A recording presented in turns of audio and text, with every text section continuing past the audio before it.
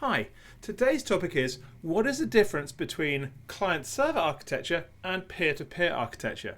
And I'm not just going to talk about the differences between them, but also what those differences mean in terms of some of the cybersecurity issues that come up. So, the key difference is that in a peer-to-peer architecture, you've got two or more servers, computers, whatever, systems which are talking to each other.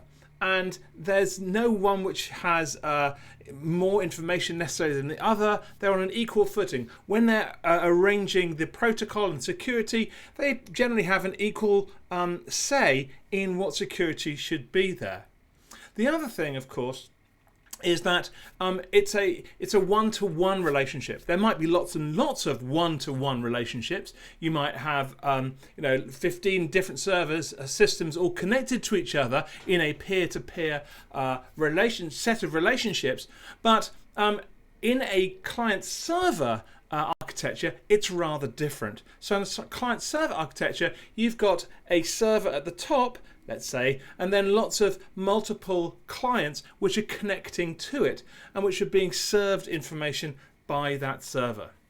Now, that's a slightly simplified version because actually in a client-server architecture, you might have multiple servers connected to by those clients, but they're basically you might as well think of them as the same server, the same machine.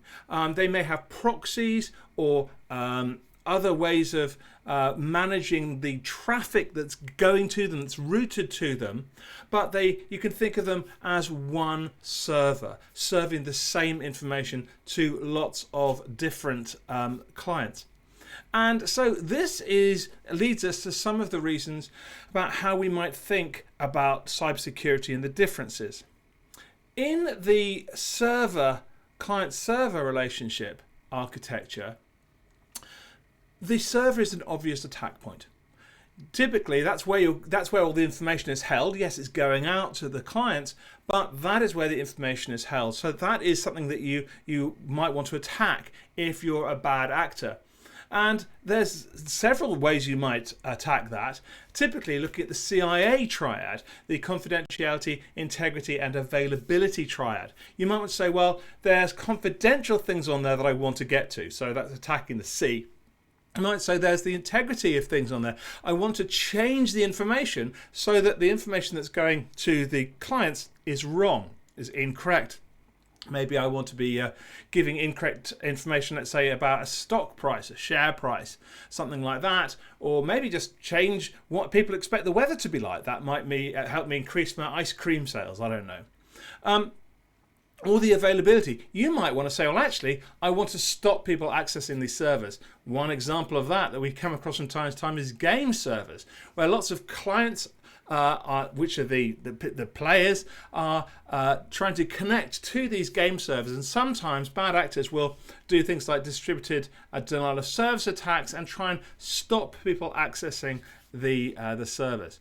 Now that's rather different and rather difficult in a peer-to-peer network, where you've got lots and lots of different systems connecting to each other from typically different places. So bringing down such an architecture, i.e. making it not work correctly, is more difficult, and it may be that attacking the confidentiality and integrity might not be as hard, but in terms of availability and resilience of the broader system and architecture, it may be that you have great opportunities. On the other hand, there's so many different ways of looking at this, because those maybe are smaller systems, maybe they're easier to bring down, maybe more difficult to identify. So there are lots of different ways of thinking about these things. So in a client-server architecture, you have maybe a single point of failure or a single point that you can attack, which you try and protect with things like different DNS settings maybe, or with proxies or firewalls maybe, which don't make so much sense in a peer-to-peer architecture. Anyway, I hope that's useful. If you've got questions about any of these topics, please subscribe to the channel, ask me, and I'll do what I can to explain. Thanks a lot.